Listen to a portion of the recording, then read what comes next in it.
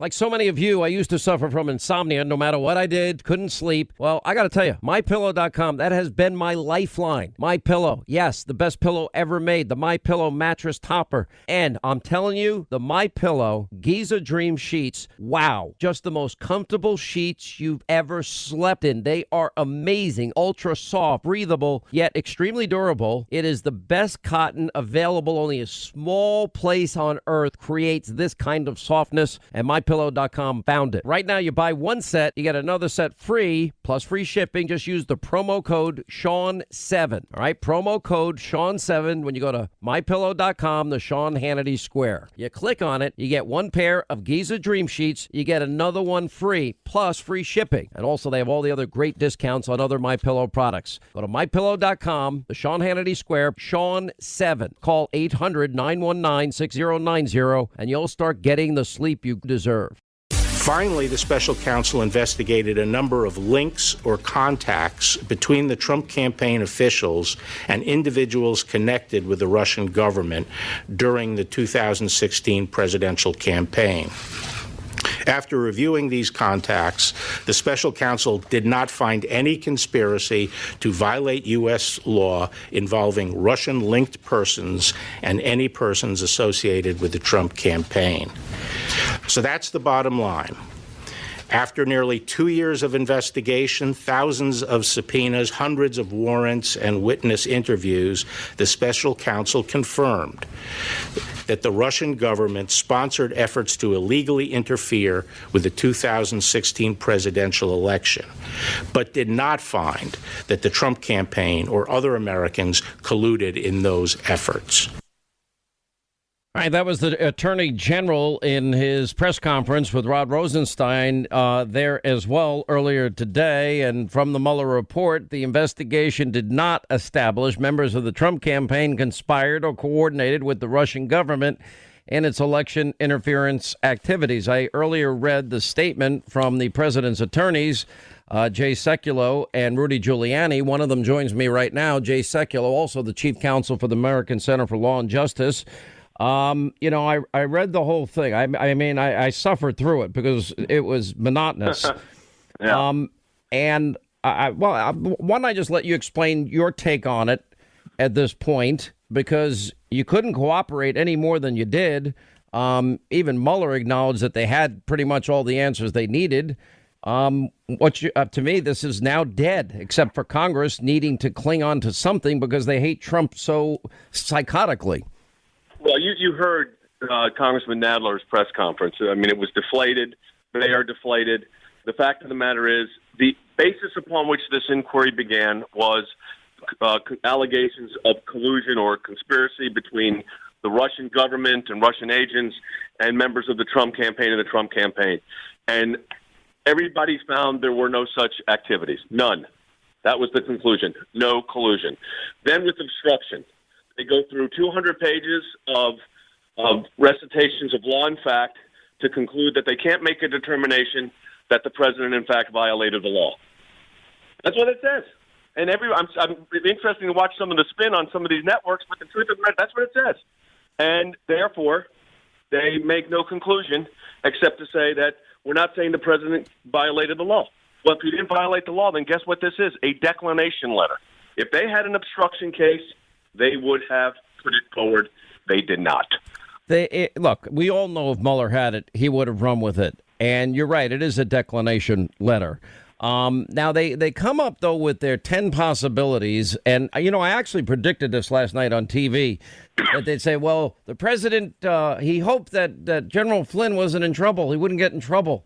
Well, General Flynn still got in trouble. Well, he wanted to fire Mueller, and he told Don McGahn. I'm like, what relevance is that? He has the power to fire anybody he wanted to in this case. He didn't. But he didn't. Of course, he had the constitutional authority under Article 2. He did not. So when you go through each of these, it ends up with the same conclusion, and that is no legal violation. At the end of the day, when you think of all the time, money, effort put into this thing, and when we now have 4 instances, the FBI investigation, we learned with the recently released closed-door testimony of Strzok and Page, they revealed something I found fascinating, which was that the FBI had no power to make any decisions as it related to Hillary Clinton's investigation, because those decisions were being made by the Attorney General, Loretta Lynch, the same person that was telling James Comey it's a matter, it's not an investigation, and met with Bill Clinton on the tarmac in Phoenix. So we have 53 more of those to come. But I look at that and I'm like, wow, that was never fully investigated. As a matter of fact, it looks like that investigation was rigged. I want to go through with you a couple of the key, because few people can read 400 pages, okay? I did. So let me go through. I'm going to do this with you tonight, but I think this is important for the people to understand. Page 2. The investigation did not establish that members of the Trump campaign coordinated with the Russian government in its election interference activities. Page 187, same kind of thing. Page 181, the investigation did not establish that the contact described in Volume 1, which is all of the collusion issues, amounted to an agreement to commit the violation of any federal law. Okay, that's. I'm only on page. Now I'm going to go to the next one. This was also page 1 and 2 in the summary. The investigation did not establish that members of the Trump campaign conspired to coordinate with the Russian government in its election interference activities. Page 9. The evidence was not sufficient to support criminal charges regarding a Trump Tower meeting. Here we go again on page 9. And our evidence about the June 9th meeting and the WikiLeaks releases of hacked materials was not sufficient to charge a criminal campaign finance violation. I could go on and on. The office has not uncovered evidence that Paul Manafort brought the Ukrainian peace plan to the attention of the president or the administration. I mean, on and on it goes. You know, let me then focus on where the media is on here, because it's so declarative. And then it says, well, it was very interesting because both Rod Rosenstein, the Office of Legal Counsel, joining the Attorney General on the issue of obstruction that Mueller left to them, and had the evidence. You know, in most cases, Jay, if they investigate somebody and they don't have the evidence to indict and bring that case forward, you don't hear about all the background noise that they looked into. But that's not the case here. And every single thing that I read was, okay, we know this already. We know the president vented. We know the president was angry. We publicly called it a witch hunt. He publicly hoped that Lieutenant General Flynn wouldn't get in trouble. He openly said that probably Mueller should be fired, and Rosenstein and Jeff Sessions. He was not shy about expressing that. For example, we do know that Rod Rosenstein and others talked about wearing a wire secretly against the president. We know they talked about invoking the 25th Amendment, but they didn't do those things. So those are words versus actions. Now, as it relates to law, there's a great distinction there. Yes, but let me give you another bit of reality news. House Majority Leader Steny Hoyer, based on what we've seen to date, that's talking about after the report's been out, going forward on impeachment is not worthwhile at this point. Very frankly, there's an election in 18 months, and the American people will make a judgment. Well, Does that sum up the victory right there? That sums up the victory pretty much in full. You know, I do worry about a double standard here, because there are really serious issues that if we don't get to the bottom of, I'm worried about our Constitution, equal justice under the law, equal application of our laws. And we do have a lot of evidence. We know that Hillary Clinton violated the Espionage Act. We know even James Comey acknowledged she had top secret classified information on that private server in a mom and pop shop bathroom closet called Platte Rivers Network. And we do know that when she was subpoenaed, 33,000 emails were deleted. The hard drive was bleach bit erased, and devices were broken up with hammers, and SIM cards were removed. Now, okay, let me tell you what's more important than all of that in my mind. Okay. How did this investigation start? Tell me. What started this investigation? When did it start? Because that's exactly right. More important than all the Hillary Clinton stuff is this issue. Americans were surveilled through FISA warrants, which resulted in an operation called Operation Crossfire Hurricane, which became an spying, as the Attorney General said, on a political campaign. A big deal. That morphed into a collusion inquiry or conspiracy inquiry that morphed into an obstruction inquiry. We've got to find out how this started, because that's the outrage to the Constitution. John Solomon hinted last night that this investigation did not start on the purported date of July 31st, 2016. as we believed up to this point. He thinks it started months and months earlier. Is there any evidence to that fact as of now? I don't know that evidence. I know that when this started, it was labeled Crossfire Hurricane. They've created in my mind, that's a line out of Jumping Jack Flash, by the way, from the Rolling Stones. No, I think they've created I think they're born in a Crossfire Hurricane. I think they've started their own Crossfire Hurricane here. And I think this Attorney General will get to the bottom of it. What about the issue, though? There's other issues involved here. If we really cared about collusion, number one, we have evidence the Ukrainian officials are admitting publicly that they tried to interfere in our elections and are willing to provide evidence. Nobody seems interested.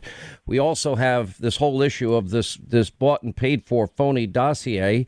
According to testimony of Bruce Orr, everybody was warned that it was tainted, that Christopher Steele hated President Trump. Christopher Steele does not stand behind his own dossier anymore in an interrogatory in Great Britain. We know that Hillary paid for it. None of that was told the FISA court. So wouldn't that mean in these FISA applications that they committed fraud on a court? That's why the investigation of what transpired here is absolutely critical, and we have to get to the bottom of it. I believe this Attorney General will.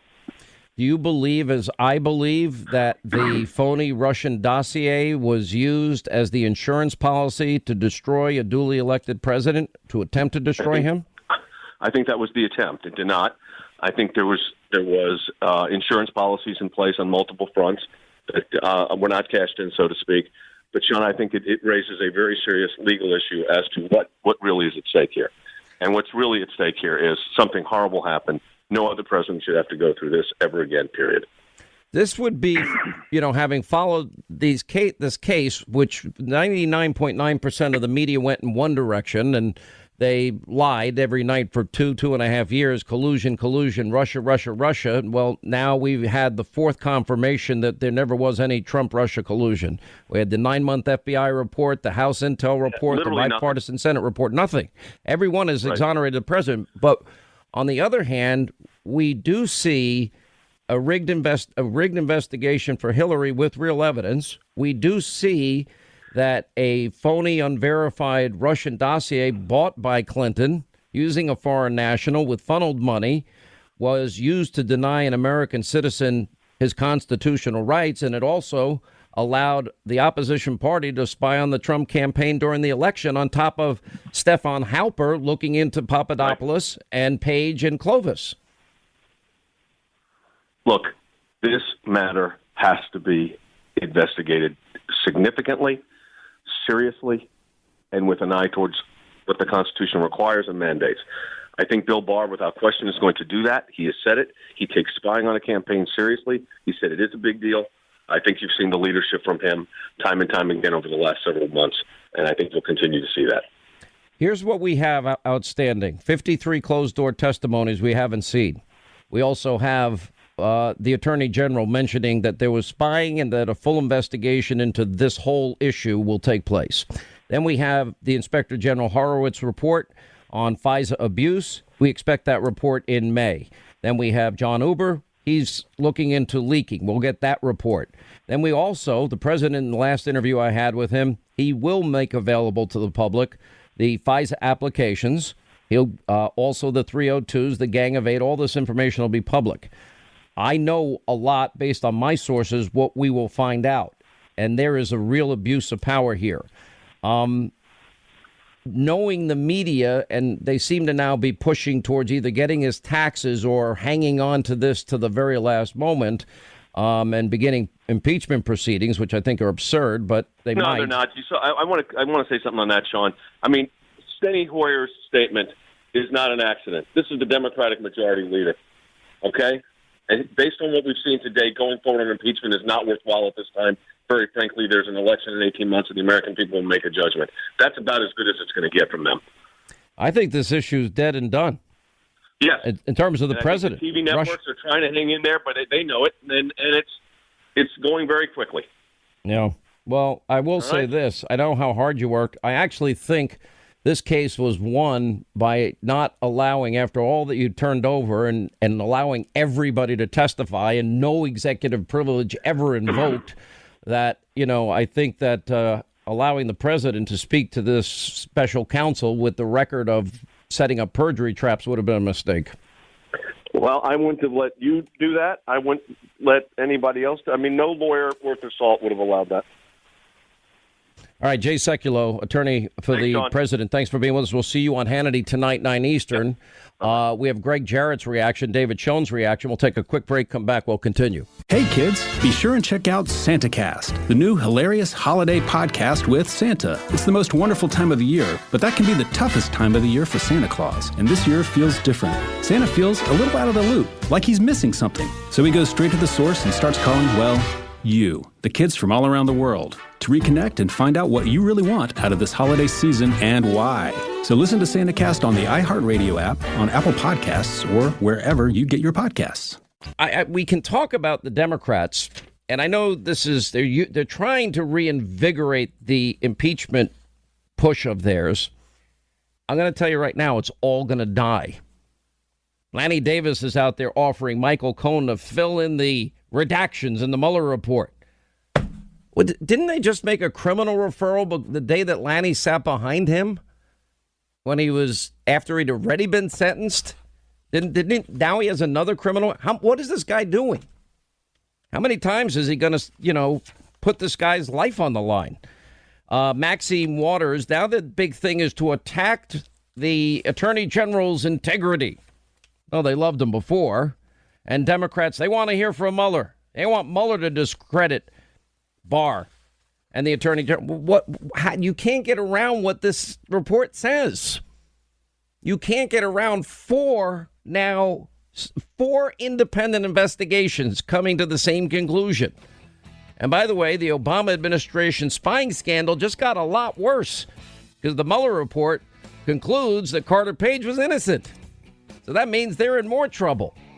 And by the way, the prosecution of Julian Assange, it's interesting how they actually recognize in this report that Assange, they basically say he is a journalist, that he's protected as long as he's not involved in whatever he's reporting, if he's not involved in, quote, stealing it. Well, that's right out of the Pentagon Papers. We'll continue. Hey, becoming an informed consumer about CBD products, the latest in wellness trends, is just smart. Now, if that's you, you'd be wise to learn about CBD products when you go to cbdistillery.co. Now, CBD gets confused with medical marijuana. Folks, there is a massive difference. Why? CBD is extracted from the hemp version of cannabis. No psychoactive high whatsoever. You can buy it without a prescription. And while further studies are needed to fully comprehend the potential benefits of CBD, the results so far are very compelling. Now, bottom line is you can read up on your own, become informed, decide for yourself at cbdistillery.co. Now, again, the website, cbdistillery.co.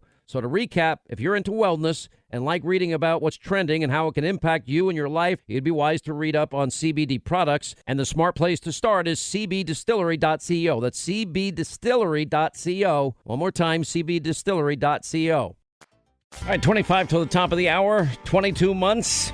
Well, this is now the four separate investigations clearing Trump of Russia campaign collusion. Even the special counsel, the FBI, the House Intelligence Committee, the bipartisan Senate Intelligence Committee, all-powerful special counsel, now the latest, filled with investigators who were big-time Democratic donors, including the former lawyer for Hillary, Andrew Weissman, the pit bull, who was at Hillary's victory party. 22 months, 2,800 subpoenas, 500 search warrants, how many pre-dawn raids with guns in people's faces, 230 court orders, and interviews with approximately 500 people. Quote, from the Mueller report, the investigation did not establish that members of the Trump campaign conspired or coordinated with the Russian government in its election interference activities. No one inside the Trump campaign conspired or coordinated with the Russian government. The very lie that has been peddled now for well over 2 years, 2.5 years. Hysteria, breathless coverage, tinfoil hat conspiracy theories by the Democratic Party and the rage, hate Trump media mob working in unison. Slander, besmirchment, nonstop attacks. Well, now we'll impeach him over this. That's what we're going to do. We'll go right back to, but But it was Barr's fault. Barr and Rosenstein. They just cleared him of the obstruction issues. Okay. Well, if that's if we're going to have equal justice under the law, this is what the media doesn't understand. They've been wrong the whole time. We've been right. We've assembled a team. We're going to introduce two of them in a second. And we've been able to determine that the investigation into Hillary's email server was rigged. It was fixed. Even Strzok and Page recognized it was rigged, and it was run right out of the office, they say, of the Attorney General. Loretta Lynch, what did she know? When did she know it? The one who wouldn't even call Hillary's investigation an investigation. She called it a matter. And then, of course, meeting with Bill Clinton just days before the decision is made on the tarmac in Phoenix, hoping, I guess, talking about grandchildren for nearly an hour. And then the same person, Strzok and Page, say she was making all the decisions, and we already know she's not going to be indicted. Now, we know that she had top secret, classified, marked as such information on that secret server. That's a violation of the Espionage Act, 18 U.S.C. 793. So there's an underlying crime. And then the issue of intent. Well, the intent was to get rid of the evidence. That's why you delete 33,000 emails, acid wash your hard drive with bleach bit, and then, of course, bust up your devices in case any of the emails are on there. Have an aide do it with hammers, remove the SIM cards. So that's a big part of it. Then, of course, we've got Hillary Rodham Clinton's bought and paid for Russian dossier full of lies leaked to the American people through their media allies, Korn and Isakov and the Washington Post. Why? So that it would impact the votes with Russian lies. And then, of course, it's used to bludgeon an American citizen as FISA fraud is committed. And they present this phony dossier that everyone was told was never verified, corroborated, put together by somebody who himself doesn't stand by the dossier, Christopher Steele, using funneled money through a law firm to a op research firm out to a foreign national, put together. And then it's used as a basis of a FISA warrant denying an American citizen his constitutional rights, but more importantly, as a backdoor into all things the Trump campaign. Then we had other spying as the recruitment of Stefan Halper, who goes after Papadopoulos, Page, and Sam Clovis. Yeah, we had spies in the Trump campaign. And then you add to that that whole mess that they have. Well, then they have their insurance policy, the very same people involved in rigging the Hillary investigation. Yep, the insurance policy was to bludgeon Trump with a hoax, a conspiracy, with the willing accomplices in the media, regurgitating every lie every minute of every day. And now we have 53 previously secret, undisclosed, closed-door testimonies we will get a hold of. We have Nunes and his criminal referrals. We have the Inspector General, his investigation into FISA abuse. That's a slam dunk case. Then we have John Huber and his report on leaking coming. We have the Attorney General pledging that he himself will get to the bottom of all of this misconduct and spying that went on in the Trump administration. And, of course, we have the gold standard. The president telling me he will release the FISA applications, the 302s, the Gang of Eight information.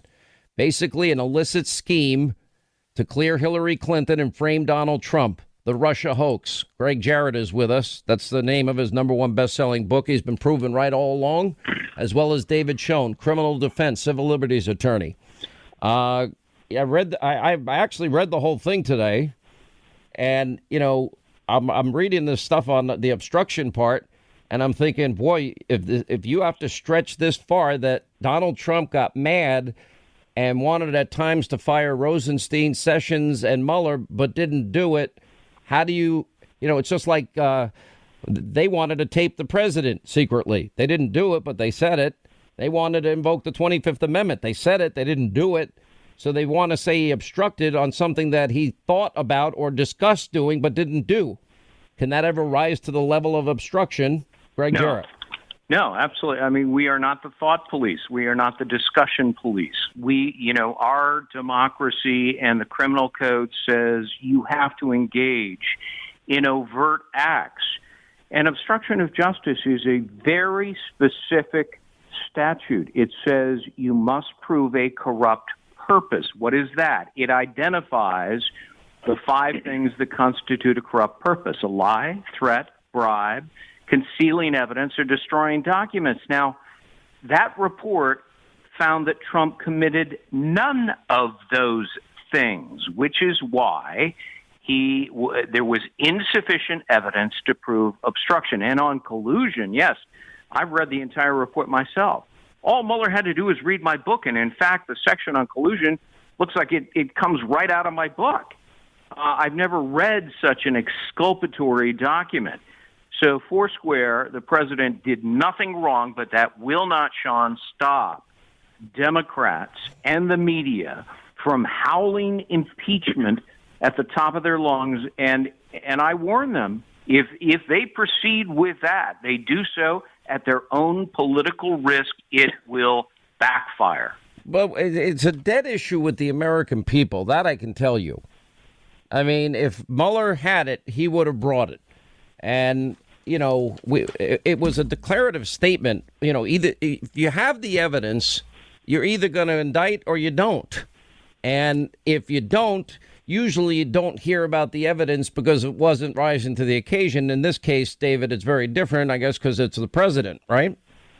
Yeah, that's right. Listen, you've been right 100% of the time on this thing. You were right earlier in the week in predicting what the report would say, and Greg's right about this impeachment backfiring. But one thing for sure, anybody reads this report and thinks impeachment, they're out of their mind, and they certainly don't have the country's interests in mind. The piece reads in many ways like a gossip piece or certainly a political piece.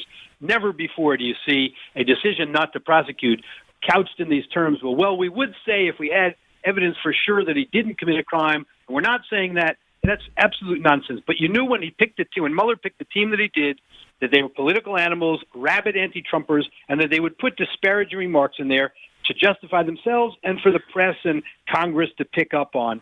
But listen, it's all a farce now. They want to blame Barr. Well, how about Rosenstein? That was their man. He's the one who wanted to use the 25th Amendment to get rid of the president. They loved him then. They didn't want him fired. Rosenstein has said no evidence of obstruction of justice. So don't put it on Barr. You've got the report now. This should be put to bed. Let's get on with policy. Well, I mean, we're going to get on with policy, but I think we have other issues that have to be dealt with all due respect, David, because right. They did rig the investigation into Hillary. She did commit a real crime. We now have overwhelming, incontrovertible evidence that top secret, classified, marked as such, were on that private email server. So that would be an underlying crime, 18 U.S.C. 793. Then we also have evidence when she deleted the subpoenaed emails and acid washed the hard drive with bleach bit and broke up the devices and removed the SIM cards. Well, that would be evidence of intent. What is the intent? To eliminate the evidence of the crime of violating the Espionage Act. And then those people that rigged that investigation should also be held accountable. Those that allowed an American to lose their constitutional rights and to spy on the Trump campaign based on a phony, unverified, bought and paid for dossier, well, they lied to the FISA court and committed a fraud, Greg Jarrett. I think that has to be settled. And then they have to settle. I agree. Yeah, go ahead. I agree 100%. The Russia hoax has been exposed for what it is. The witch hunt is now officially ended. And now the real investigation, Sean, as you state, should begin in earnest. It's been going on with Michael Horowitz, the Inspector General. But now that Attorney Barr has this behind him, I think he will look quite seriously at the acts of corruption and illegality that were perpetrated by people at the FBI like James Comey, Andrew McCabe, Peter Strzok, Lisa Page, and also look at the lies peddled by John Brennan, the former CIA director, and James Clapper, the former DNI.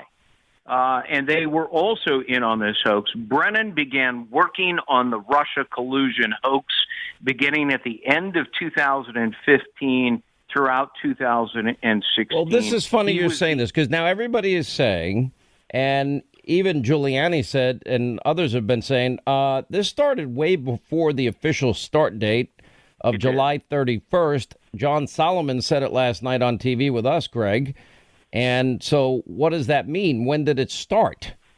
It started at the end of 2015 when Brennan began soliciting, principally from the British, but other American allies, information, surveillance information, electronic information. You mean stuff that they couldn't legally get in his position as CIA director? The CIA cannot monitor and spy on Americans, so he very so they farmed it out. They subcontracted out what is illegal to our friends in Great Britain and Australia and maybe Italy. That's right. And they reversed sourced the information spying on Americans through foreign sources. All of this will be coming out in the months ahead. Well, once that happens, I got to believe that's part of the reason these countries are begging the president not to release the FISAs, the 302s, the Gang of Eight information, and other. That's right.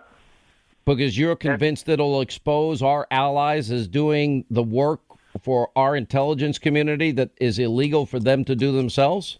I absolutely believe that. Is that a crime to outsource something like that?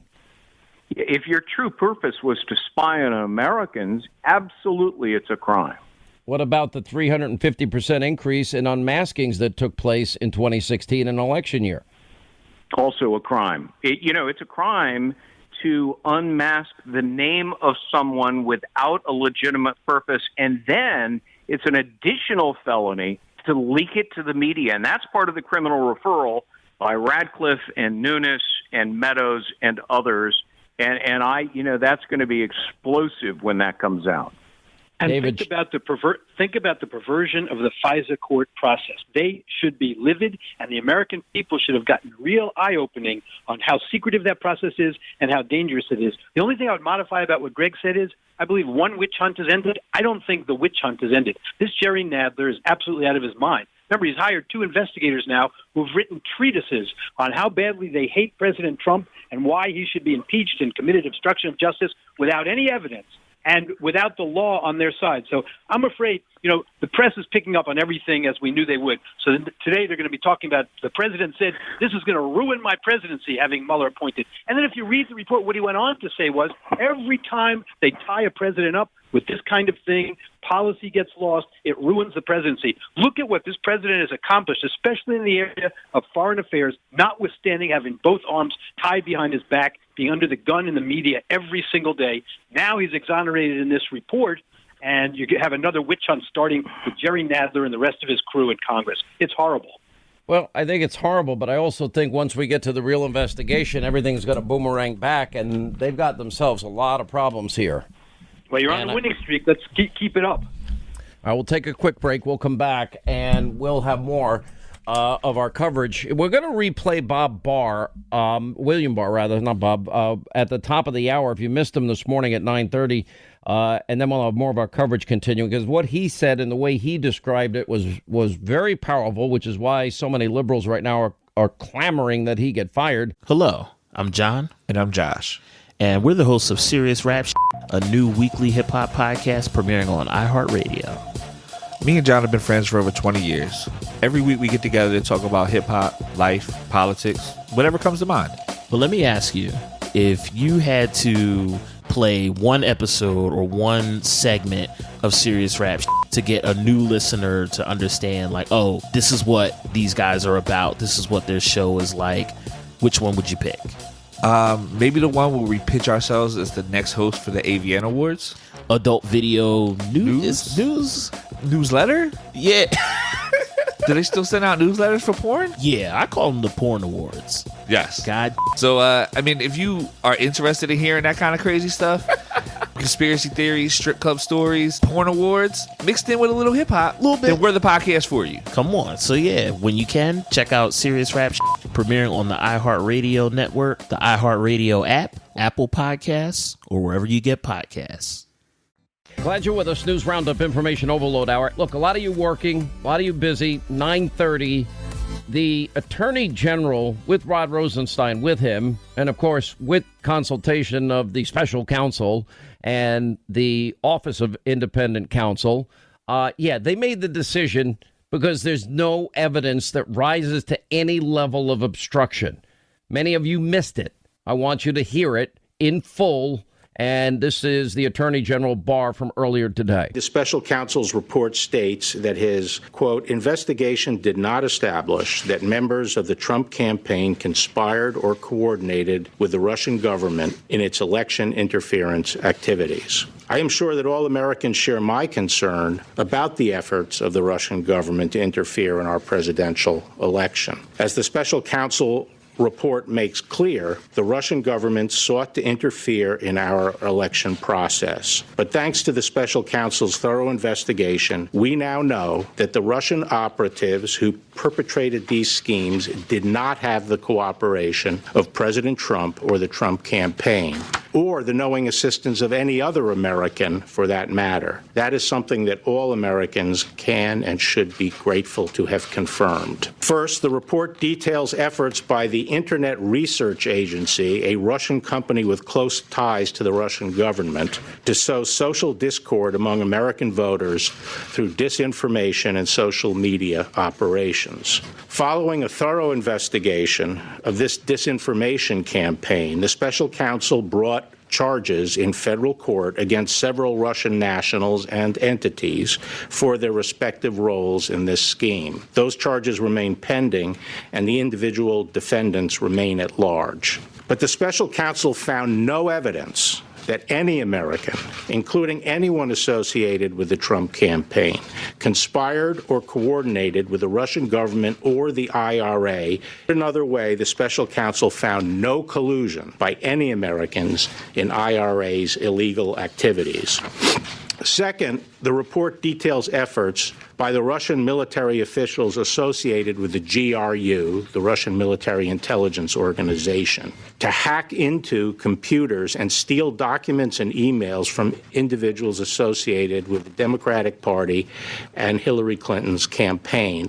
But again, the special counsel's report did not find any evidence that members of the Trump campaign or anyone associated with the campaign conspired or coordinated with the Russian government in these hacking operations.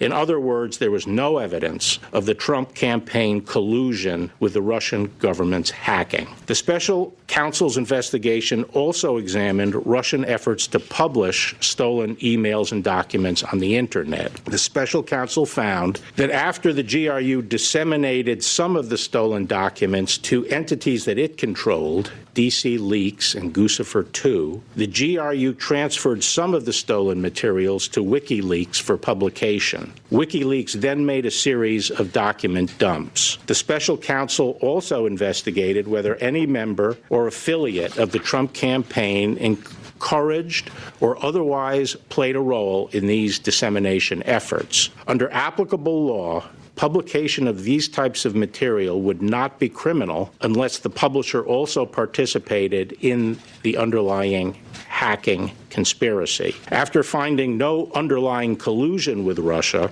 the special counsel's report goes on to consider whether certain actions of the president could amount to obstruction of the special counsel's investigation. As I addressed in my March 24th letter, the special counsel did not make a traditional prosecutorial judgment regarding this allegation. Instead, the report recounts 10 episodes involving the president and discusses potential legal theories for connecting those activities to the elements of an obstruction offense. After carefully reviewing the facts and legal theories outlined in the report, and in consultation with the Office of Legal Counsel and other department lawyers, the Deputy Attorney General and I concluded that the evidence developed by the special counsel is not sufficient to establish that the president committed an obstruction of justice offense. Although the Deputy Attorney General and I disagreed with some of the special counsel's legal theories and felt that some of the episodes examined did not amount to obstruction as a matter of law,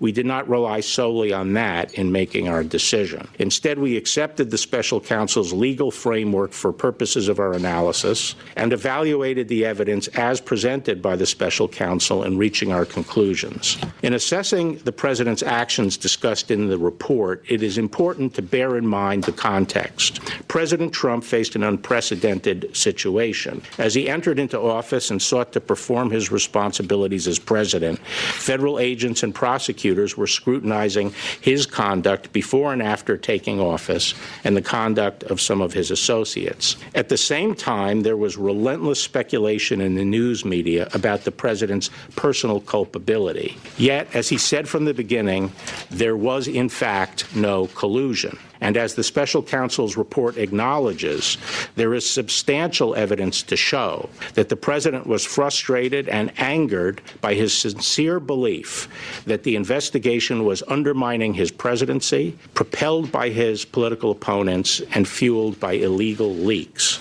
Nonetheless, the White House fully cooperated with the special counsel's investigation, providing unfettered access to campaign and White House documents, directing senior aides to testify freely, and asserting no privilege claims. And at the same time, the president took no act that in fact deprived the special counsel of the documents and witnesses necessary to complete his investigation. Apart from whether the acts were obstructive, this evidence of non-corrupt motives weighs heavily against any allegation that the president had a corrupt intent to obstruct the investigation. As you will see, most of the redactions were compelled by the need to prevent harm to ongoing matters and to comply with court orders prohibiting the public disclosure of information bearing on ongoing investigations and criminal cases, such as the IRA case and the Roger Stone case. These redactions were applied by Department of Justice attorneys working closely together with attorneys from the special counsel's office, as well as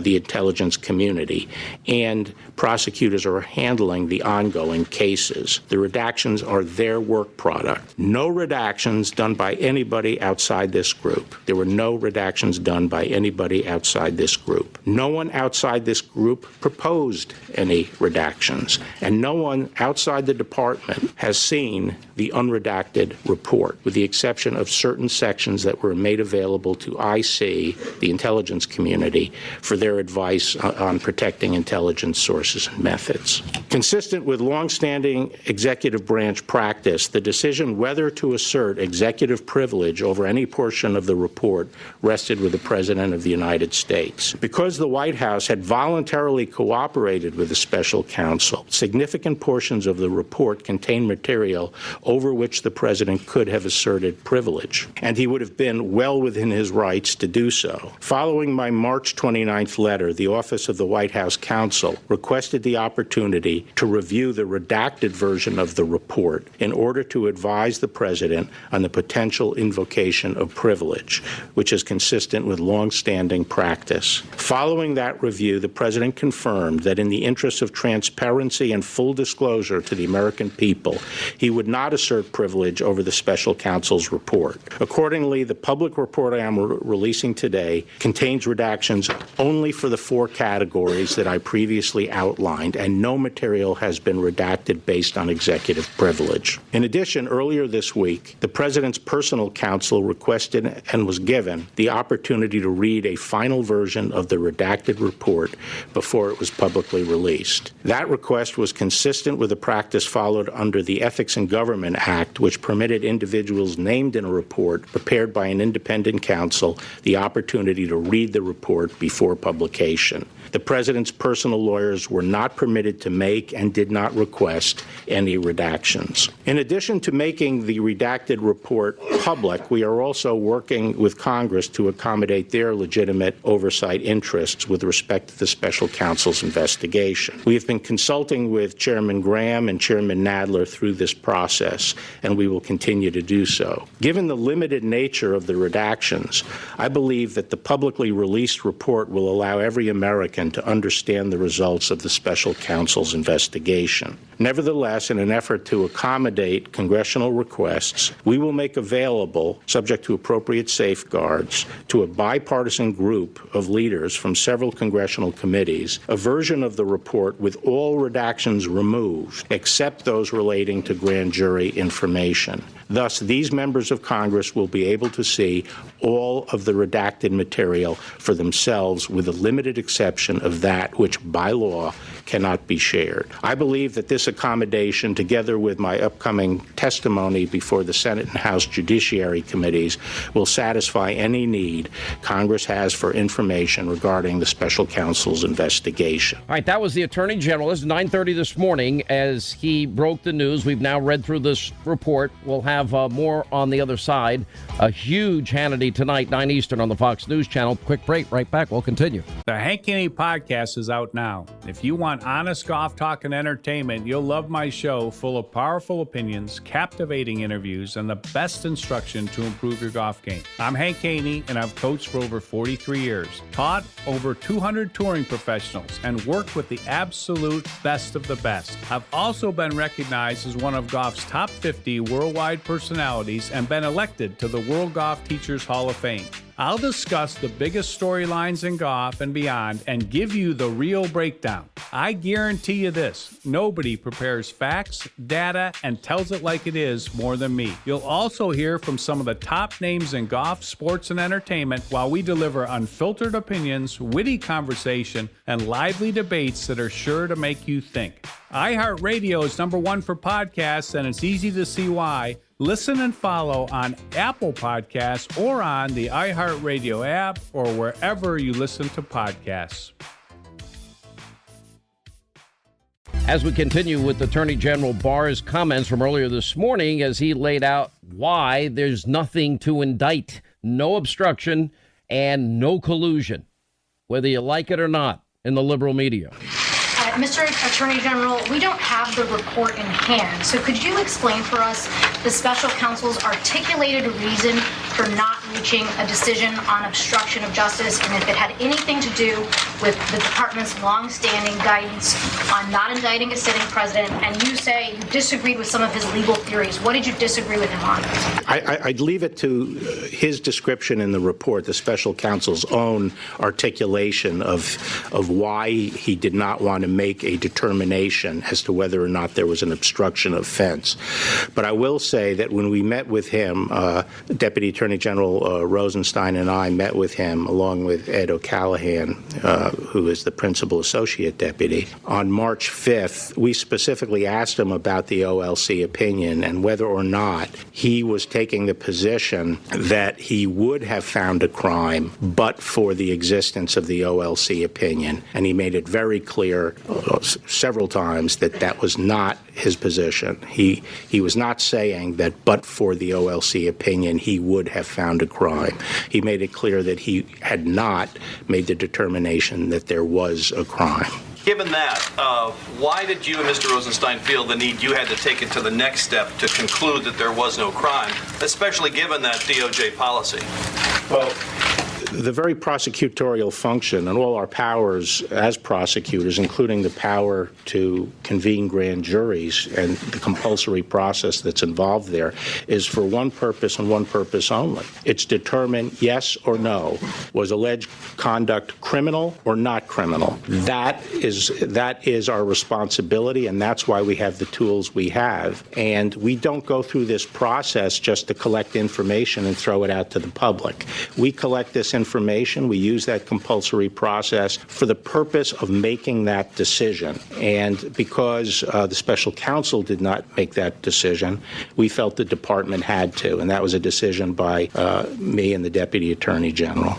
Yes. Or did the special counsel indicate that he wanted you to make the decision or that it should be left for Congress?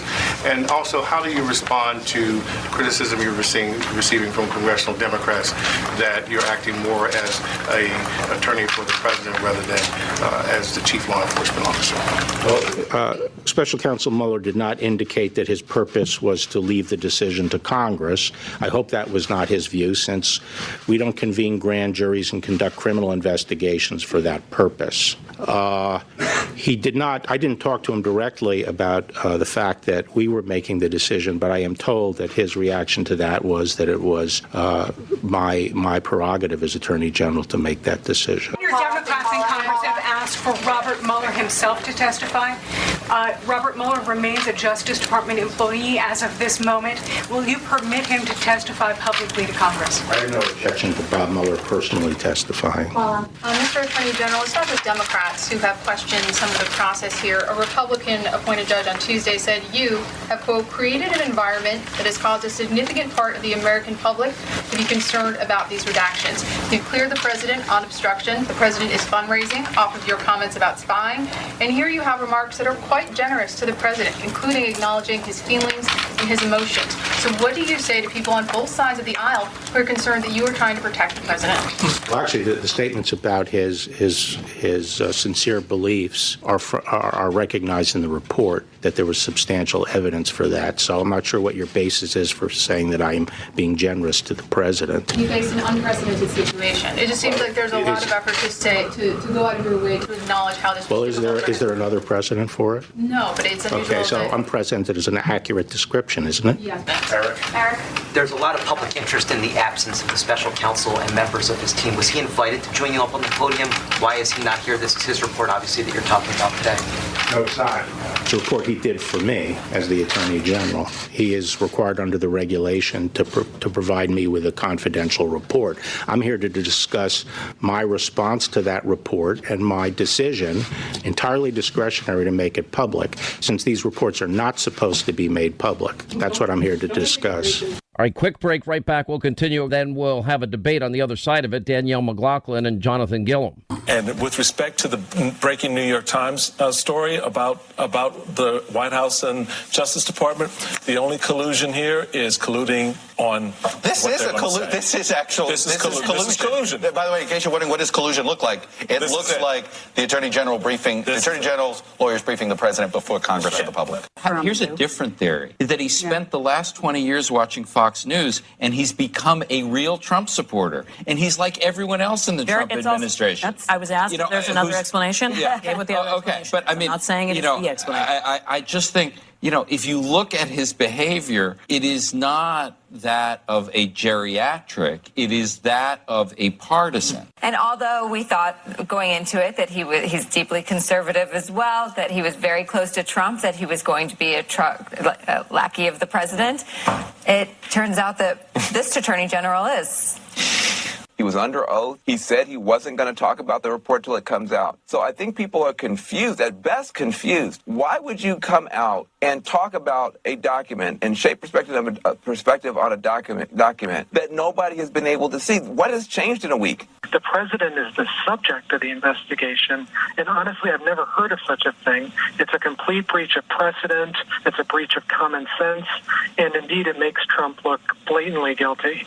We shouldn't take anything that Barr says tomorrow. You said it exactly right at the open. We shouldn't take anything that Barr says tomorrow as anything other than performative coonery. We shouldn't take anything that the president says tomorrow as anything other than spin. This seems to me, it's just analysis here, exactly like something Trump would do, is push someone out to brand it, then rebrand it himself, and then the report comes out. Right. And we have to go through all of it and do our best to deal with it fairly, with every piece of information painstakingly. But Michael, it's also short-sighted. Mm-hmm. He does something once again that is going to scuff up his reputation. Yep. His reputation. You mean the Attorney General? I'm talking about the Attorney General. Yeah. Barr may be the person ultimately responsible for a change in how we select our Attorney Generals, and it seems bizarre at this point. Luckily, this president has a pliant Attorney General.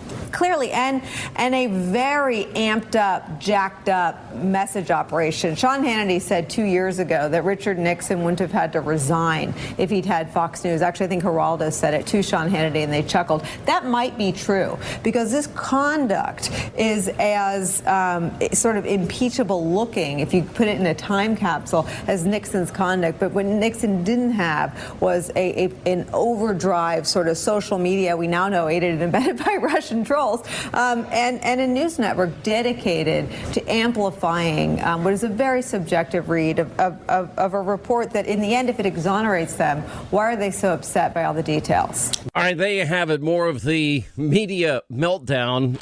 I'll take it as a compliment because we told the truth. It is amazing. It's so predictable. It's everything I told you would happen yesterday happens, but it's over. and they don't know yet that it's over. In so many different ways. 800-941-SEAN, toll-free telephone number. Now, we played in the last half hour the Attorney General, Bill Barr, and he had Rod Rosenstein right next to him, and the Office of Legal Counsel in conjunction with consulting the special counsel. They left it to them to decide on obstruction. And for all the reasons that we've discussed earlier in the program today, it's over. It doesn't matter what these people think. None of these people care about real obstruction. Just like they cared about, I believe. Every woman has a right to be believed. I believe. Then it's a Democratic governor, lieutenant governor in the state or the Commonwealth of Virginia, state of Virginia, who is accused of rape and violent sexual assault by two separate individuals who told people at the time, give compelling interviews to Gayle King of CBS, and all the I believers are nowhere to be found. They don't care about a real obstruction, but with an underlying crime, which is the biggest problem here. Biggest problem they have is that they have no underlying crime. The president is totally and completely exonerated. The idea, these 10 items laid out in part 2 of this, waste, monotonous, boring, dull, ridiculous report that took 2.5 years to put together, is that they have nothing except innuendo, which is all they're left with, and process crimes. Yeah, well, I conclude things. I've gotten things out of this that nobody else seems to get. And you know what? They blow up the most insignificant things, ignoring the biggest one, is that we are vulnerable as a country, which brings to light the danger of what Hillary did by putting top secret classified information on a mom and pop, server. And then, that was a real violation, felony espionage act. And then, of course, they rigged that investigation. And then, of course, the intent, destroying subpoenaed emails and washing her hard drive and beating up her Blackberries and iPhones. Yeah, that was the intention, was to destroy the evidence. Slam dunk case. Not one person in this corrupt rage, hatred, media mob dare bring that up, because they lose. But it's now everything begins to go back to what I've been saying. Anyway, joining us now, we have Jonathan Gillum, former FBI agent, federal air marshal, author of Sheep No More, Danielle McLaughlin, attorney, constitutional expert. Thank you both for being with us. When you get to the bottom line in all of this, there is no collusion. There is no obstruction. There is no case for such. And now we have, this is their last gasp at hysterical and feigning coverage of moral outrage, which we know is selective and phony. Jonathan. Yeah, I think, I watched your show last night on Fox News, Sean, and one thing that really stood out as I went around, because I wanted to see how the media was spinning certain things and how people were going to say stuff. What you just brought up is something that's very important, is that throughout this entire time, you all have been showing proof. You've been saying this, these are the examples of what happened and how this case should have never gone forward with the fake dossier and the fake evidence and all these other things. And it was very important because last night was validating for you and today is validating for you. But what it showed me was that when people on the right discuss and analyze this, they do it with evidence, not with emotion. And that is the biggest thing that you see today with all those clips that you just played, is that it's 100% emotion, and these people are being fed their own information that they created, and then they get emotional about it. And it reminds me of when it's what they've wanted, and they put all their credibility, not that they had any on the line, and they ran with their anonymous sources. But when you get to the whole issue, they've been saying Russia, collusion. And even when the Mueller report, and with his partisan team of hacks, I mean, they're seething with hatred and dying and wishing and hoping that they can nail this guy, and they can't. And when the report has to state the investigation did not establish members of the Trump campaign conspired or coordinated with the Russian government in its election interference activities, the case is over. And then you say, well, the president wanted to fire Sessions and he wanted to fire Mueller and he wanted General Flynn not to get in trouble. And, all of this. OK, well, Danielle, you also had people in the deep state that wanted to wear a wire on the president and talked openly about it and wanted to invoke the 25th Amendment and talked openly about it. And then you have real evidence where Hillary Clinton, had her investigation rigged from the get-go, and real evidence of obstruction. The double standard is nauseating in this country. Good afternoon, guys. There are 10 instances in this report where the president is alleged to have obstructed justice, and there are many more where it's reported by the investigators that he tried and failed because people around him decided that they weren't going to go along. I agree. Robert Mueller did his job. Bill Barr did his job. They have concluded, basically because the president, they've decided, cannot be indicted for a crime, which is DOJ guidance, that there is not a crime there. The answer here will be political. And the way I think about it is this. Would you lose your job if you'd done these things? I would lose my job. This is a political thing. I suspect there may be. If you've done what? If you've done what things? What done what? If there's an internal investigation at your job, and you do go out of your way to destroy evidence, you lie to the American people, which is what Sarah Sanders did when she talked about that FBI agents all over the country were glad that Jim Comey was fired. By the way, excuse me. Every FBI agent I know, and Jonathan knows more than me, none of them like what the likes of Comey, Strzok, Page, McCabe, and others did. None of them. But that's not what Sarah said. She said that people had told her that from the FBI, and that was a lie. She lied to the American How do you know? people. Wait a minute. I'm hearing it from my FBI friends all the time. As a matter of fact, I'm wearing an FBI pin a lot of nights on TV because one of my FBI buddies said, thank you for sticking up for the 99% of us that are honest and decent and hardworking and take our job seriously, and we would never do what they did here. I have ultimate respect for any person in law enforcement. I'm talking about Sarah Sanders lying about what a purported FBI agent... You keep repeating it, but but I'm telling you, I'm hearing it everywhere from the same FBI agents probably. Jonathan, what do you hear from your FBI buddies? Give some pushback. It's still a lie. It's still a lie. I got to give some pushback on this because it's not... See, what people are looking at when they're saying that somebody obstructed justice, there was nothing there. And if you're being investigated, or if anybody else is being investigated and they didn't do anything wrong, I would be telling people as well, as a former FBI agent, I would tell people, don't cooperate. Go get an attorney.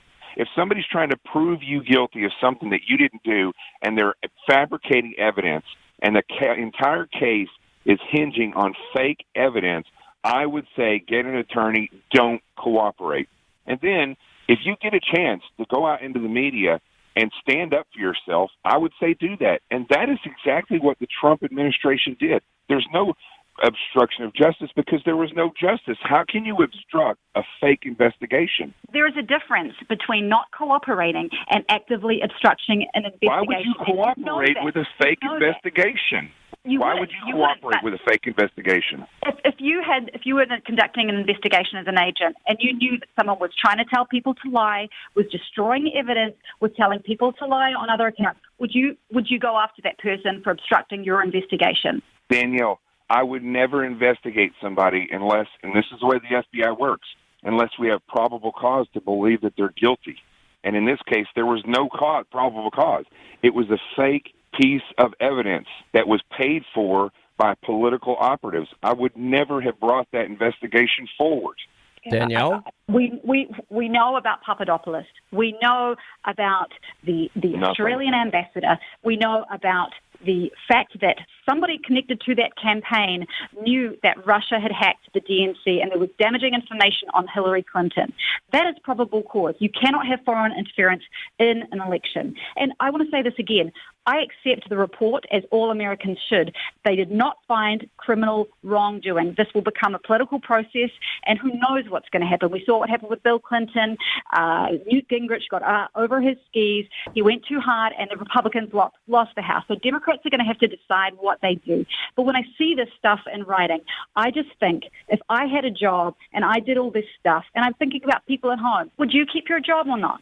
this conversation that you're having with us doesn't mean anything because it was a completely fake investigation. And let me tell you something. If you were really hungry and you were standing under an apple tree that was swarming with worms, but there was one small apple up on top of that tree, would you even waste your time with that? No, because it's a spoiled tree. And that's the way justice works. We don't look at one thing that one person said and then build a case around that. We look at the entire case and we say, is there criminal activity going on here? And one person having one meeting when they were drinking does not make a case. Right, but it was more than that, okay? There were people who had ties. There were folks no more evidence I had been watching for 3 years. There were all of these things that happened in due time. It was firing James Comey that got the special counsel prosecutor because the president reportedly, and this is in the report, asked Jim Comey to go easy on Michael Flynn. Because Michael Flynn, and he was on tape, he was lying about his contacts with the Russian ambassador during the campaign and I think maybe into the transition. So folks were worried that there was an actor who was getting rid of people who was investigating his friends and so they thought there might be something there. Turns out there was no connection between Russia and WikiLeaks and the Trump campaign. They could not thread those dots. And I said anybody in media, anyone on the left who was still banging the drum, the facts are there. You have to live with that, okay? We have to live with this, and we have to go on. And I guess my only response is... Let me go on then. I'm just kidding. Anyway, thank you both.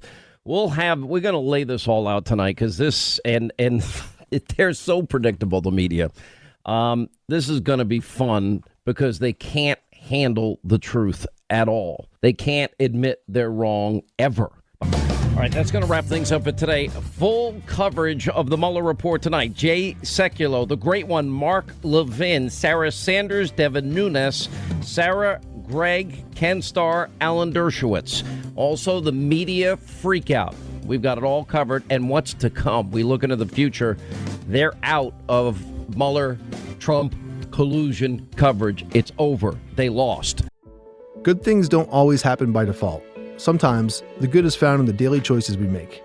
It's found in the stories of real people who, although miles apart, have more in common than they think. Stories of compassion. I had never had parents that cared about my emotional reactions to things. Stories of hope. That moment when I walked across the stage, that moment when I hugged my family, everything, every single moment was worth it. Stories of kindness. I can offer a safe place where she won't be called names and won't be called a freak. And stories of love. It's like complete bliss and happiness knowing that you're about to meet your child for the first time. Because in the end, love always wins. I'm Colin Balfe, founder of Love What Matters and host of the new podcast, Love What Matters Presents Your Story. I'll be introducing you to ordinary people, just like you and I, who have extraordinary stories to tell. Listen and subscribe on the iHeartRadio app, Apple Podcasts, or wherever you listen to podcasts. What do you think is the story that's been uncovered in the past 2 years? That the entire Russia collusion narrative was made up, that the FBI and the intelligence community and the Department of Justice began an investigation against 4 American citizens simply because they worked for the opposition political candidate, that being Donald Trump. She is taking the FBI to task for having given unlimited, unsupervised access to raw intelligence. What do you look at in Google? Telephone information, calls, texts, you name it.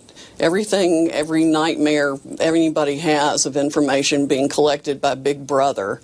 The FBI gave 3 private contractors unlimited, unsupervised access to that. All right, that was Sidney Powell on a radio show in New York and also on Cheryl Atkinson's. She has her Sunday show called Full Measure. Sidney Powell is the author of the #1 runaway bestseller, License to Lie, as you just heard. And it exposes corruption in the Department of Justice. And also senior policy advisor for America First, Peter Schweitzer, joins us. Remember, when he wrote his book, Compromised, and he talked about James Comey. We're going to get into how did Comey's net worth skyrocket so much? What is his connection to Mueller? What do they have with Uranium One? And we welcome you both. Hour 2, Sean Hannity Show. Thank you both for being with us. You know, Sydney, I'm listening very closely to what you're saying. I'm going to ask you a two-part question. Where are the FISA judges? When do we ever get to hear from them? Because one thing I've learned in my life about judges, they don't like being lied to. And obviously, a fraud on a spectacular level was perpetrated on them when the bulk of the information presented to them was the Hillary Clinton bought and paid for Russian dossier that they swear when they present it to the judges has been verified. They purposely didn't expose Hillary as having paid for the document, just a slight asterisk. It might have a political taint. What do you think those FISA judges are thinking today? They should be absolutely outraged, Sean. I mean, if I were one, I would have already had everyone who signed the applications in front of me and under an order to show cause why they shouldn't be held in contempt. But I imagine they are awaiting the report of the Inspector General on the FISA abuses. That's the only reason I can think of that they have been completely silent. Now, these judges are picked in secret by the Chief Justice. In this case, it would be John Roberts, and they serve varying amounts of time in terms of their term, and there are a number of them, correct? That's correct. And so would it be something that they would be able to follow up on if it's discovered, and which it will be, that a fraud was perpetrated on them? In other words, we now know that the bulk of information used in the applications for FISA were based on Hillary's bought and paid for Russian dossier. And the reason it's unverifiable is its author, Christopher Steele, under oath in that interrogatory in Great Britain, says he doesn't even believe his own dossier, has no idea if it's true at all, maybe 50-50, and that it was just raw intelligence. And that's what they signed off on. I also think Nellie Orr and Glenn Simpson wrote about as much of it as Christopher Steele did, if Christopher Steele actually wrote any of it. Yeah, well, that's pretty unbelievable. All right, Peter Schweitzer, great to have you back. And your book, Compromised, has done extraordinarily well. And you give a lot of detail about James Comey that we never knew before, like his net worth skyrocketed over 4,000% when he left the DOJ in 2005. Returned to the FBI in 2013. He made $6.1 million after Mueller's FBI granted his employer, Lockheed Martin, the largest contract in history. Quote, you call it a $1 billion boondoggle. I'm not against former law enforcement starting businesses and making money, but the connection to Mueller goes even deeper than that. Why don't you explain? Yeah, Sean. I think that's what a lot of people have to realize is that we have to look at institutions like the intelligence community the way that we look at other government agencies. There's revolving doors. They have incentives to help their friends. In the case of Comey and Mueller, they have a relationship that goes back 25 years. And they've always sort of functioned as a tag team. And so when you have a circumstance where Bob Mueller is put in charge of an investigation that James Comey, his good friend, certainly has a personal interest and stake in, it creates enormous problems. But add on top of that layer, Sean, the fact that, when you look at the Mueller report, the interesting thing that stands out to me, there are a number of things, but part of it is when we look at the subject of foreign interference, the foreign interference that stands out to me is how much of MI6 has fingerprints on this, whether it's Christopher Steele, whether it's some of the stuff that was done to, some of the lower-level Trump campaign volunteers. It speaks to the problem that when you have an intelligence community, it's a community. And Bob Mueller and James Comey have long, deep, established relationships with people in intelligence, which is fine. But when that spills over into interfering in a presidency and a presidential election, you have a huge problem. And that's what I think is the big overlooked story, in addition to all the other headlines that we can glean from the Mueller report.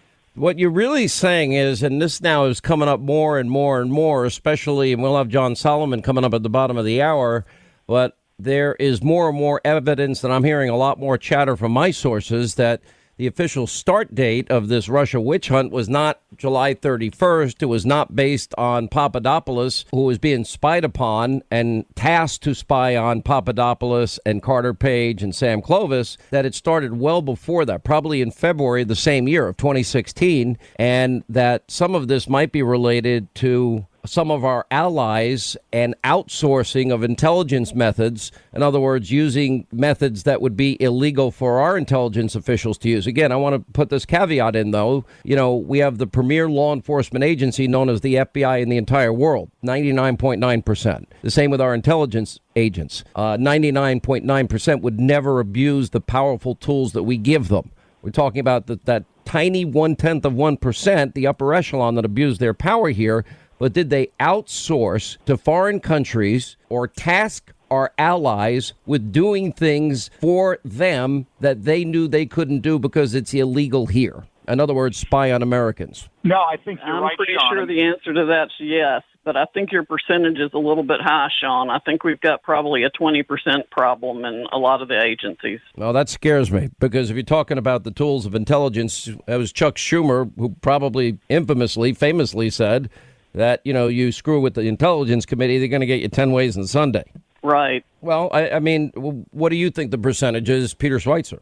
I think it's probably 15 to 20%. I think it's highly concentrated among those that work out of FBI headquarters in Washington, D.C. I mean, you hear this time and time again. People that work at the Bureau, they've done great work in the field. They move to headquarters, and it becomes much more political. But I think to your larger point, Sean, you're absolutely right. I mean, this is a story of outsourcing and trying to gin up an investigation without having your fingerprints on it. I mean, you know, look, if you and I lie to the FBI, we all know that that's a crime. If we file a false police report, we claim our neighbor did something nefarious that they didn't do, that's a criminal offense. Well, what essentially... Unless you're Jesse Smollett.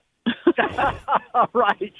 But, you know, if you look at what happened in the case of the dossier, the Clintons essentially paid a guy to do that. And try to avoid having their fingerprints on it. And I think that's why what the Attorney General has said is so important is we need to investigate the investigation. We need to look at the headwaters of all of this and see how did this happen, because it's had a dramatically, troubling effect on our politics, on this administration.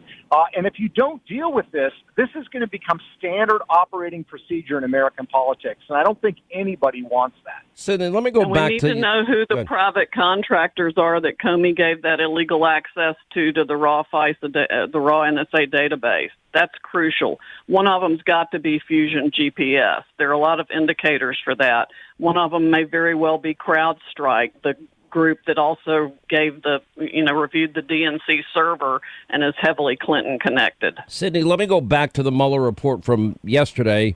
Usually, if a prosecutor, or in this case, a special counsel, if they can't indict, the details of what they may have found, et cetera, never come out. But I think Robert Mueller, because look at the team around him, I think you're the world's biggest critic, and I'm probably number 2, of Andrew Weissman, Jeannie Ray, and this merry band of Democratic donors, and only Democratic donors that Mueller surrounded himself with, which was fundamentally unfair in the first place. So we have a definitive statement, no collusion. Got it. But he leaves open, we're not saying, we're not clearing him, we're not making a determination of any kind, but he really should have. And by not doing it, he has sort of left the door open. That, to me, was all political. Because when Rod Rosenstein and the Office of Legal Counsel and the Attorney General all at once, in about 30 seconds after reading the report, say it does not rise to the level of any type of indictment,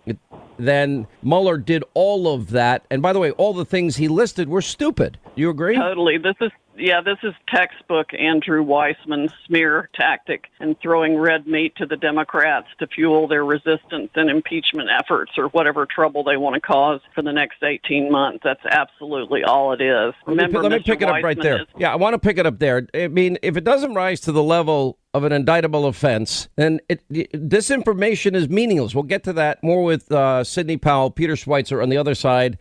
John Solomon at the bottom of the hour. And then Geraldo's, he's wondering if any Democratic candidates are going to apologize to Donald Trump. That'll be fun. Him and Dan Bongino. All coming up Friday edition, Sean Hannity Show. Straight ahead. In our podcast, Hush Money, we're going to get you talking. We debate the uncomfortable questions about money and life. Then a celebrity judge joins us to decide who's right. There's no such thing as strings-free money.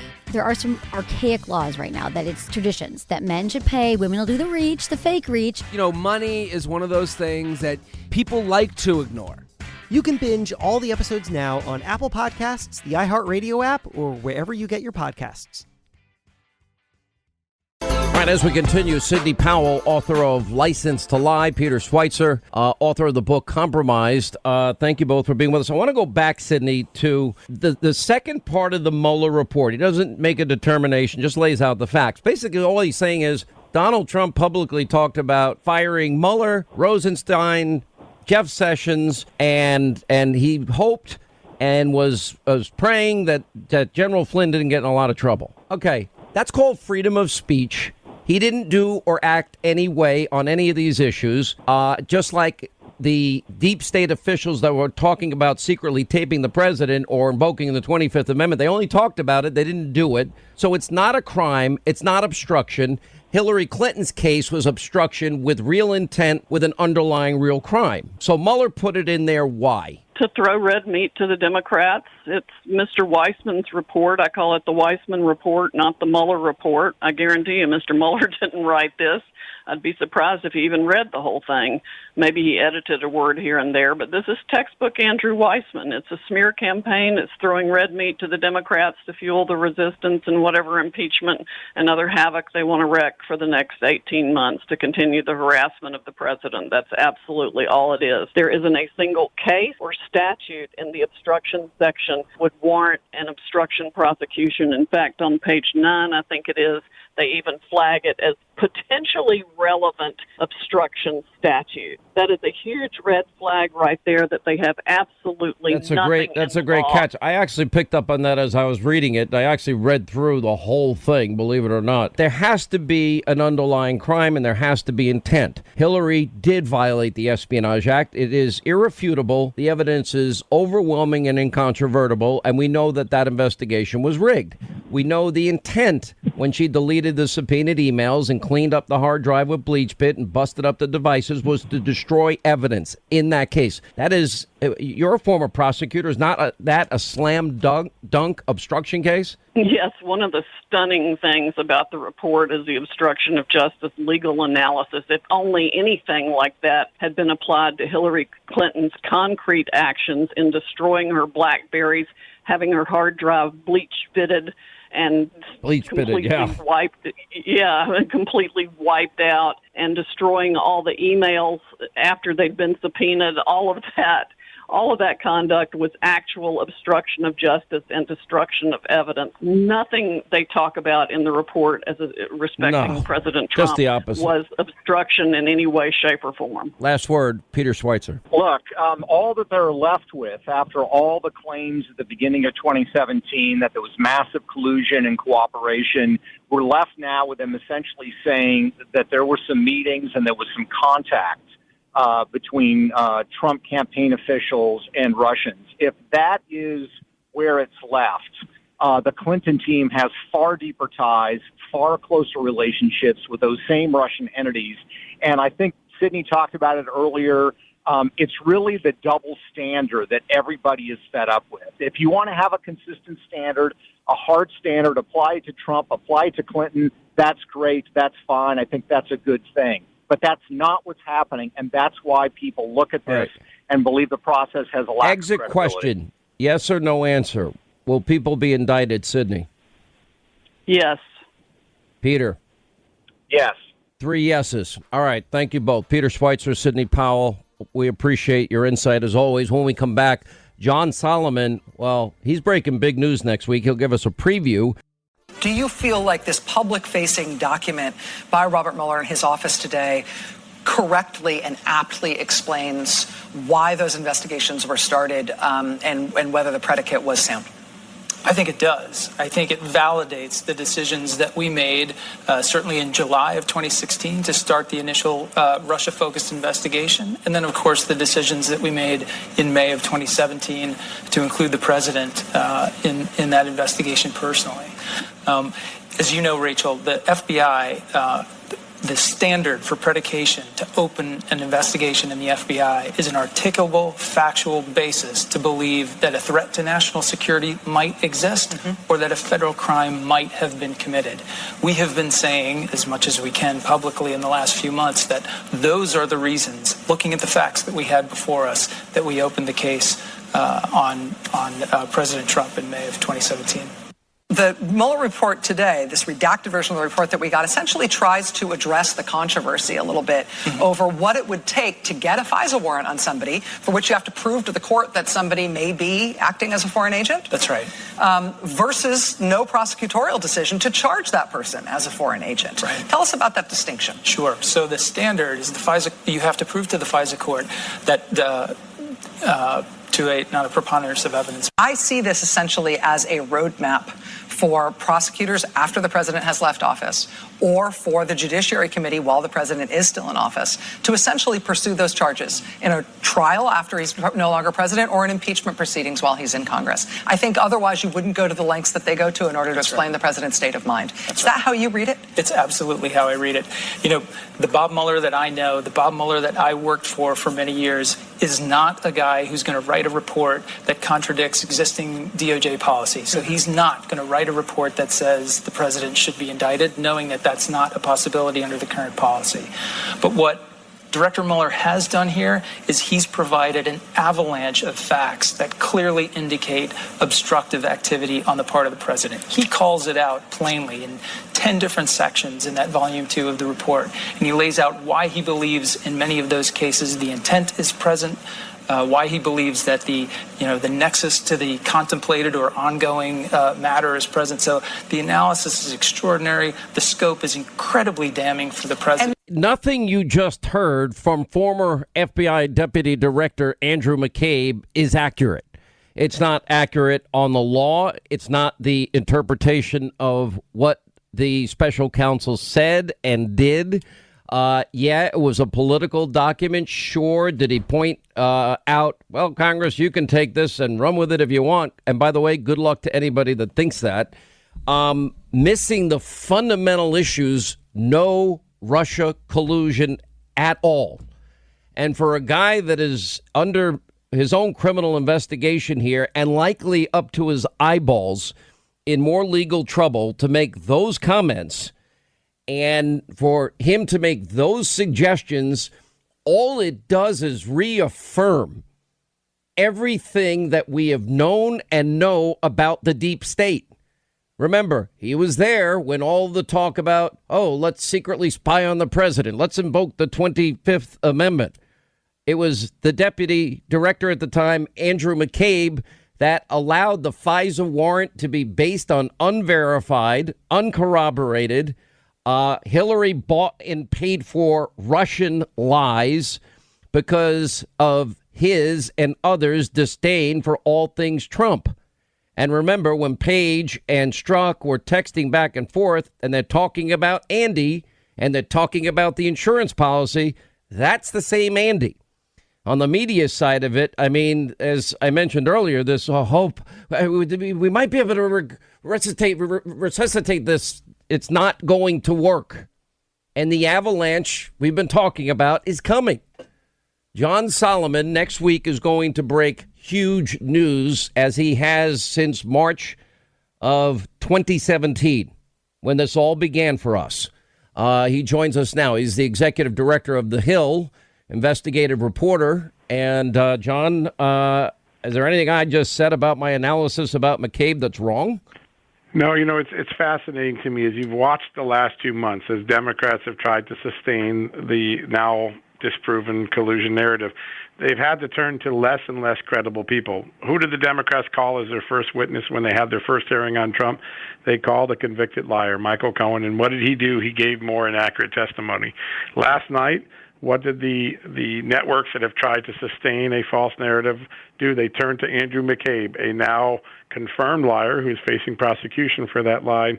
And the reason they have to turn to people like that is that credible people who now know the facts can't say what they want to have on their network. And I think it's a shame for journalism that what we're getting on these television networks is less factual and more propaganda at a time when this country deserves the facts. The facts are Director Mueller, Special Prosecutor Mueller, said no American, read that, no American colluded with Russia on their campaign to disrupt the election.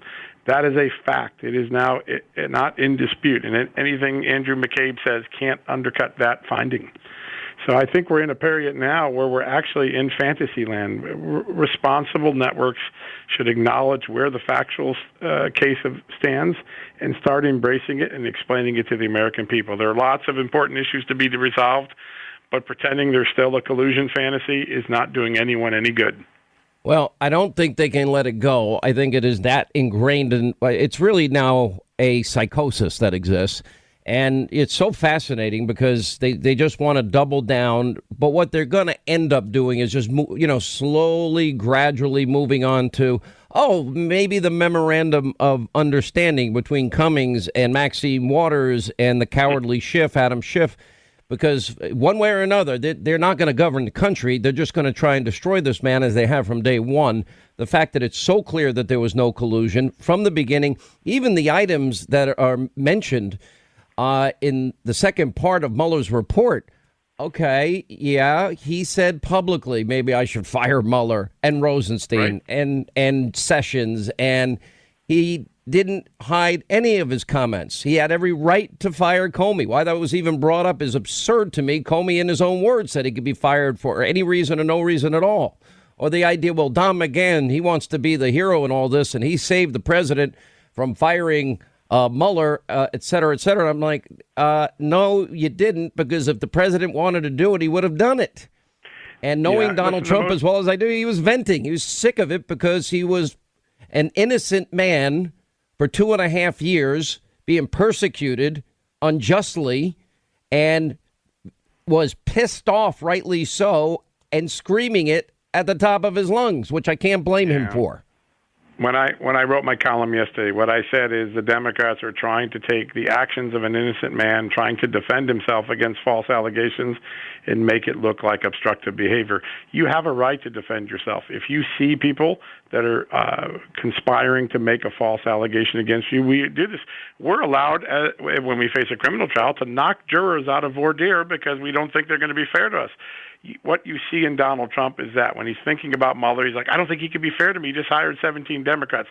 At the same time, were some of his comments intemperate? Sure. Will he learn from some of these things? Perhaps.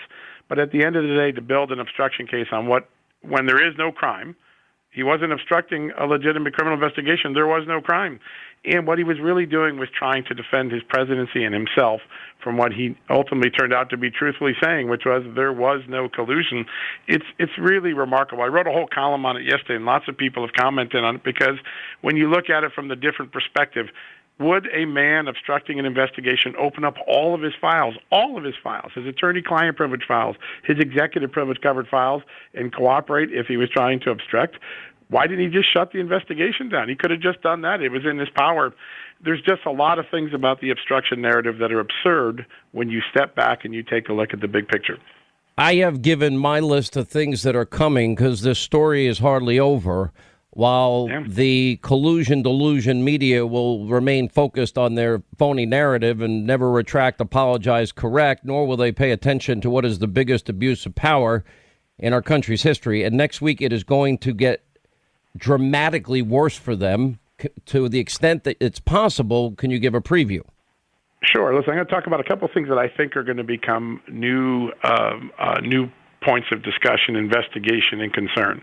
One of those is when you read the entire Mueller report, there is a theory that I think I saw Devin Nunes first mention on your show a few weeks ago, and that I've been hearing from intelligence professionals, career intelligence professionals, for several weeks, and that is, it is highly likely that these contacts, like the Trump Tower and the former Russian intelligence agent that just happens to feed Steele all of his bogus information that we now know has been disproven in the Steele dossier, they may have been known, or they may have been what is known in the spy tradecraft as discoverable operations.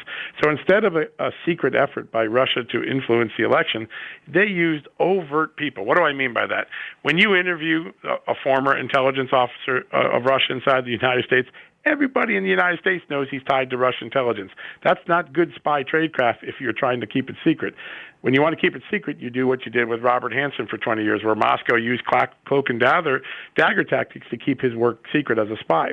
It was overt, the same thing. If you're going to set up a secret meeting to coordinate with Donald Trump at the Trump Tower, would you really send a Russian lawyer who's in on the country only because she got a special parole visa declaring she's a Russian government asset to come into the United States? That would be the last person you would use for a secret campaign. So some of these intelligence people are beginning to reassess the original idea that maybe this is all about helping Hillary lose and Donald Trump win, to maybe they were trying to destroy both candidates. And the effort on Trump is a very different type of intelligence effort. It's known as discoverable intelligence operations, designed to create doubt in the mind of Americans. And if that's the case, Robert Mueller's report just helped Vladimir Putin extend the doubt outward for months more. We'll be debating this just like Vladimir Putin wanted, probably when he sent that woman to the Trump Tower and sent that person to Christopher Steele to dump all that bogus dossier. I got to take a break. When we come back, there is a likelihood this all started way before the official start date based on Papadopoulos having a drink with Stefan Halper, correct? That's correct. I'd be glad to talk about that. All right, I want to talk about that more. John Solomon. And as we continue, John Solomon, executive director at The Hill, investigative reporter. He's been in the forefront of our ensemble cast exposing the deep state, which 99.9% of the media in this country, they just were selling you lies and conspiracy theories for over 2 years. All right, so there's two things that you're working on. One is Ukraine officials are now admitting that they interfered in our 2016 election, and they want to give us the evidence. They're willing. That's correct. Okay, and it's real evidence. And then we have on the other side of this, we are all beginning to believe that all of this Trump-Russia collusion stuff didn't start July 31st of 2016, as we've been told. Way before that, maybe as far back as February or March of that year. Yeah, I think that's right, Sean. And next week, I think I'll be able to get some new information out that will really enlighten the timeline. And I think there's another element of it, too. The Obama White House has been remarkably missing from the entire timeline and, quite frankly, the entire discussion for the last 2.5 years. But there's one text message over and over again that plays in my head, and that is Pete Strzok coming out of a meeting in August of 2016. It was a multi-agency coordination meeting on the Russia investigation, saying, and the text message quoting someone else from the meeting says, the White House is running this. We've not figured out what did that mean and when did that start and who knew what. I believe we'll be able to show that in December 2015, a Justice Department official and a undercover operative began conversations with an eye towards Ukraine. In January or February 16, Ukraine and U.S. authorities had a very sensitive discussion about something that ultimately became the Paul Manafort Russia collusion investigation. And by March and April, the efforts had expanded beyond White House, Justice Department, informant, to the DNC, the Hillary Clinton campaign. And all of these people have the same objective. We are going to try to show Paul Manafort and Donald Trump are agents of Russia. Well, we found out yesterday Donald Trump was never an agent of Russia. But who and why and how many people participated in, I think. And definitely next week, we're going to get a lot more on this, right? Yeah, that's right. Right. And for weeks to come. I think it's a long process. And we're going to hold them all accountable. We only just beginning, and I keep telling people that there's so much that is coming. It is going to blow the country away, I think. But at the end of this, and if we don't fix it, we lose the country. It's that serious. Great work, John Solomon, once again. Thank you, sir. Available now from iHeart, a new series presented by T-Mobile for Business, The Restless Ones. Join me, Jonathan Strickland, as I explore the coming technological revolution with the restless business leaders who stand right on the cutting edge.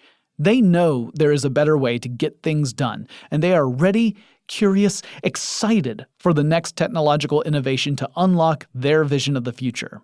In each episode, we'll learn more from the restless ones themselves and dive deep into how the 5G revolution could enable their teams to thrive. The Restless Ones is now available on the iHeartRadio app or wherever you listen to podcasts.